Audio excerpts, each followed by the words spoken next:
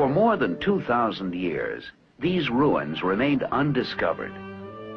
For centuries, the only people who saw these remains were occasional nomads who camped near here.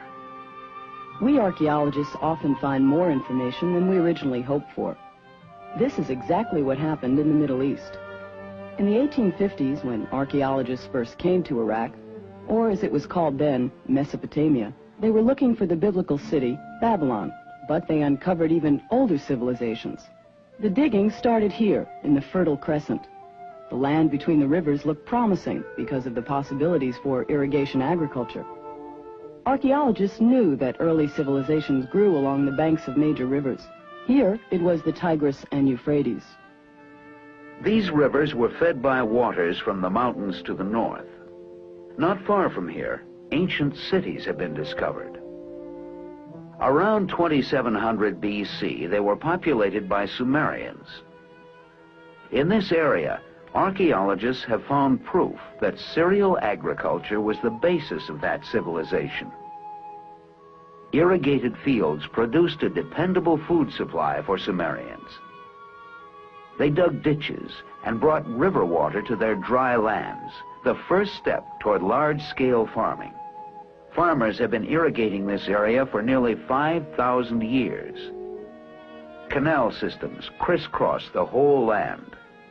The Sumerians turned the desert into a fertile delta. With an abundant food supply, the population grew, with Sumer divided into several city-states. This pattern was quite different from Egypt, which at the same time was developing into a unified country. We think about 200,000 people lived in a typical Sumerian city-state. The temple was the center of Sumerian city life. At Ur, archaeologists uncovered another temple called a ziggurat. Each city-state was organized around the worship of the deity whose home was the temple. I remember thinking what great shape the Sumerians had to be in. It was a long way up to the high platform, but when I reached the top, I could see the ruins of the entire city. To the right, the river, not far from where it empties into the harbor. In ancient times, merchants sailed the river, trading goods, some going as far as India. They also used wagons for transportation, which brings us to the wheel, one of the Sumerians' greatest contributions to the Western world. If you doubt its importance, just take a look around.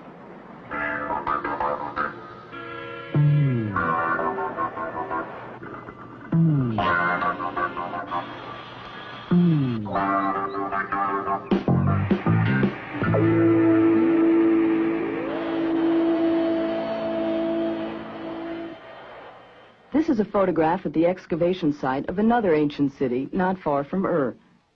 All of the various pots and jars and bowls were found in just one home. The Sumerians were among the first people to use the wheel in pottery making. Craftsmen were probably specialized. Some made pottery, others made statues. These figurines were placed in the temples. They give us an indication of how the Sumerians dressed and what they looked like. Some cities even had toy manufacturers. Working with clay, the Sumerians produced toys that resemble some of ours.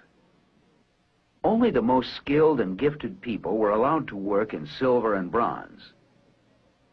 Since precious metals aren't found in Mesopotamia, the silver in this bracelet probably came from northeastern Asia Minor.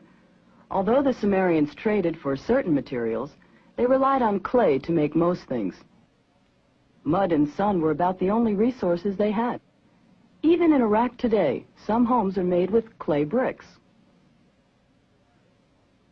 The Sumerians also developed the principle of the arch. This method of spanning an opening in a wall was the Sumerian contribution to architecture. Since 2500 BC, the arch has been essential in the building of bridges and temples. Perhaps the most important use of clay was in the development of writing. Writing was first used as a way of keeping track of business in the temples. More than half of all ancient history was recorded on clay tablets, and this is where it began.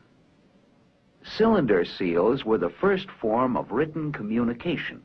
They were used to identify land ownership and water rights. a seal was rolled across a clay tablet, leaving an official mark. In this way, Sumerians notarized documents. These pictographs soon were replaced by cuneiform writing. But even this new method could not eliminate disputes. The cities continued to fight for centuries. By 2300 BC, a people called the Semites had become dominant in the land of the Sumerians. By 1900 BC, Sumerians had been absorbed into the Semitic population. Then in 1750 BC, the people became part of a politically unified empire created by the Semitic King Hammurabi. The land became known as Babylonia, with its capital at Babylon. This is King Hammurabi at his throne. Below him you can see his famous Code of Laws, which were inspired by an earlier Sumerian code. These laws were publicly displayed. Hammurabi built a powerful empire which included Mesopotamia, Syria, and part of Asia Minor. Babylonia retained its power for nearly 300 years. About 1400 BC, another people had their beginnings around the city of Assur. These were the Assyrians, who would cause the Babylonians' downfall. The Assyrians lived in the mountains north of Babylonia. They were an agricultural people, highly civilized, although their culture was less developed than the Babylonians. However, the Assyrians had something that enabled them to conquer empires. They had the horse. Can you picture thousands of warriors riding out of the mountains? Men on horseback must have been a terrifying sight to a people accustomed to fighting on foot. The Assyrians used shields and designed chariots for fighting.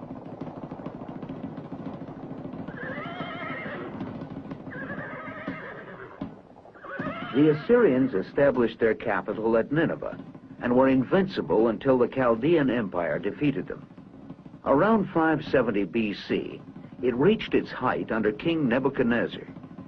Power shifted back to Babylon. Under the new king, Babylon became one of the most splendid cities in the world. Architectural principles developed earlier by the Sumerians reached their fullest expression. Behind these gates and through these streets, visitors saw the famed hanging gardens of Babylon. The ziggurats, the temple towers, were put to further use. From their tops, Chaldean astronomers studied the heavens. The entire history of this Middle Eastern area is one of conquest and reconquest. To political historians, it's clear that empires in Mesopotamia rose and fell. But to archaeologists and historians interested in economic problems, there is an unanswered question. Why are these cities little more than dust today? Some believe that the Mesopotamians' method of irrigation may have gradually increased the amounts of salts present in the soil until agriculture was ruined.